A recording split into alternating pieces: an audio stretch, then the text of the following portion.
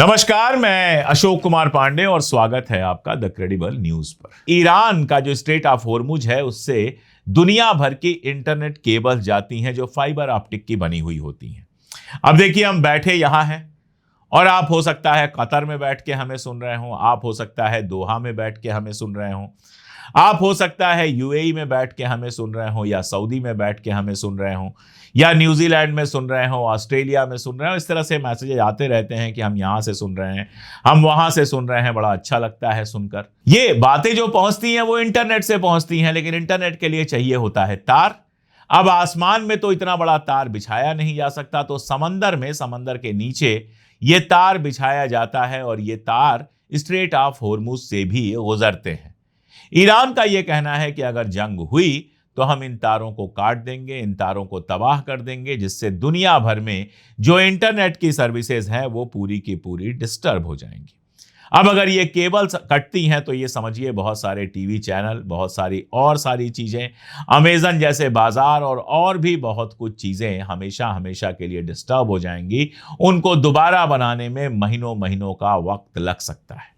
तो ईरान का बहुत साफ कहना है कि आप हमें डिस्टर्ब करेंगे, आप हमारे ऊपर इकोनॉमिक सैंक्शन लगाएंगे तो ठीक है, हम आपकी इकॉनमी को तबाह करेंगे। एक तरफ तेल की प्राइस बढ़ेगी, दूसरी तरफ गल्फ के अंदर आपका सामान नहीं आएगा, और तीसरी तरफ हम इंटरनेट केबल्स काट देंगे, जिससे आपका बिजनेस ठप हो जाएगा। जहां तक इकोनॉमिक सैंक्शन का मामला है, एक जरूरी बयान आया है।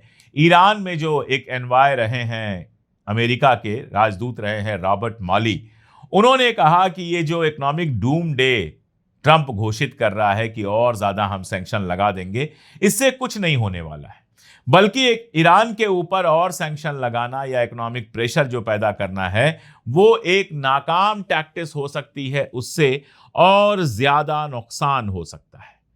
उन्होंने एक्स पर एक ट्वीट किया और लिखा कि अगर इकोनॉमिक दबाव काम नहीं कर रहा है, अगर इकोनॉमिक प्रेशर पहले से काम नहीं कर रहा है, तो और ज्यादा बढ़ा देने पे काम करने लगेगा। ये बेवकूफ़ी के अलावा और कुछ नहीं है।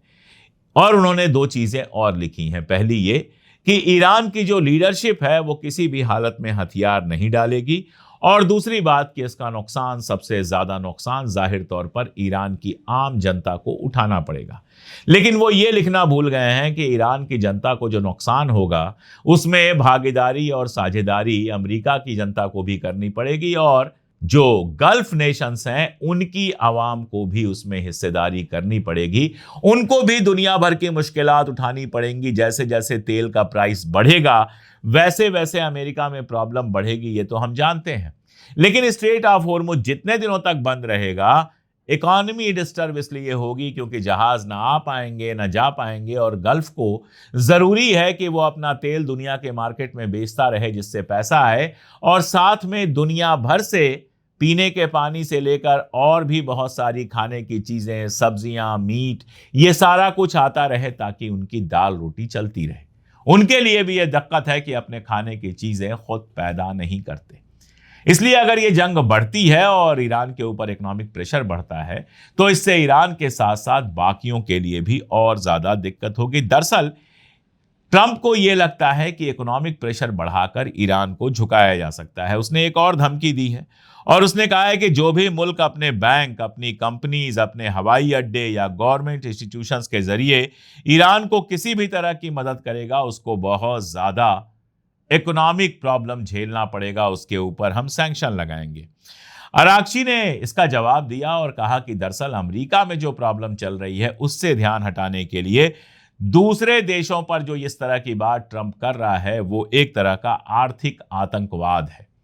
यह अपने आप में टेररिज्म है, इकोनॉमिक टेररिज्म है, जिसमें आप इकोनॉमिक तरीके ऐसे अपनाते हैं जिससे देशों को तबाह और बर्बाद किया जाए। इसके अलावा यह सोच रहा है ट्रंप, लगातार यह सोच रहा है कि यूएई की हेल्प लेकर ईरान के ऊपर प्रेशर बनाया जा सकता है। आपको याद होगा यूएई के ऊपर 3 मिसाइलें गिरी थी, 2 मिसाइलें गिरी थी बेसिकली। एक मिसाइल यूएई के टेरिटोरियल वाटर में गिरी थी और एक उसके बाहर गिरी थी। यूएई ने तुरंत ईरान के ऊपर दबाव बनाया था, तुरंत ईरान के ऊपर आरोप लगाया था और कहा था हम ईरान से सारे तिजारती रिश्ते तर्क कर रहे हैं, खत्म कर रहे हैं। ईरान ने तुरंत कहा था कि हमने यह हमला नहीं किया है, और यह सवाल मैंने उठाया था कि यह हमला कहीं फॉल्स फ्लैग तो नहीं। अब यह समझ में आ रहा है कि यह फॉल्स फ्लैग ही था। इजराइल ने हमला किया होगा या अमेरिका ने हमला किया होगा और दुबई को बताकर यह हमला किया होगा, अबू धाबी को बताकर यह हमला किया होगा, ताकि यूएई को यह बहाना मिल जाए कि वो ईरान के साथ अपने तिजारती रिश्ते खत्म कर ले। तो ट्रंप की सारी कोशिश और सारी टैक्टिक्स इतनी ही है, बड़ी बड़ी बातें करता है कि ईरानी हमारे सामने झुके जा रहे हैं बातचीत करने के लिए, ईरानी कहीं आपके सामने नहीं झुक रहे हैं बातचीत करने के लिए। उसके बाद कहता है हमारी आर्मी इतनी मजबूत है कि ईरान की सारी नेवी, सारा एयरफोर्स और सारी आर्मी को हमने खत्म कर दिया है। तो लोग सवाल पूछते हैं कि अगर ये सब हो चुका है तो फिर स्ट्रेट ऑफ होर्मुज क्यों नहीं खुल रहा है? फिर कहता है स्ट्रेट ऑफ होर्मुज जो है वो अमेरिकन टेरिटरी है, उसके ऊपर हमारा कब्जा है। तो लोग पूछते हैं कि भाई तुम्हारा कब्जा है तो तुम्हारे जहाज क्यों नहीं निकल पा रहे हैं वहां से? यानी झूठ, बकवास, ये सारी चीजें लगातार किया जा रहा है। और उसके ये समझ में आ गया है कि आर्मी की मदद से ईरान को हरा पाना नामुमकिन है। आप बम गिराएंगे तो आपके लोग भी मारे जाएंगे, आप मिसाइलें छोड़ेंगे तो आपके अड्डों पर भी मिसाइलें गिरेंगी, आप ड्रोन चलाएंगे तो वहां से भी ड्रोन चलेंगे और आपकी जो मिसाइलें लगी हुई हैं, डिफेंस सिस्टम लगा हुआ है, ये सारा कुछ तबाह होगा, आपके जहाज तबाह होंगे। और अगर ईरान की जमीन पर पैर रखेंगे तो इतनी लाशें उठेंगी जिनको ले जाते आप थक जाएंगे। ये बात ट्रंप के समझ में आ गई है। अपने वर्ल्ड पावर होने का जो एक मुगालता था, जो घमंड था, वो पूरी तरह से टूटते हुए देख रहा है ट्रंप। तो अब उसके पास एक ही रास्ता है कि किसी भी तरह से ईरान के ऊपर इकोनॉमिक सैंक्शन बढ़ाते चले जाओ, लगातार ईरान के ऊपर इकोनॉमिक प्रेशर बढ़ाते चले जाओ और ईरान दबकर झुक जाएगा, टूट जाएगा, कहेगा ठीक है भाई जो कहो वो कर ले।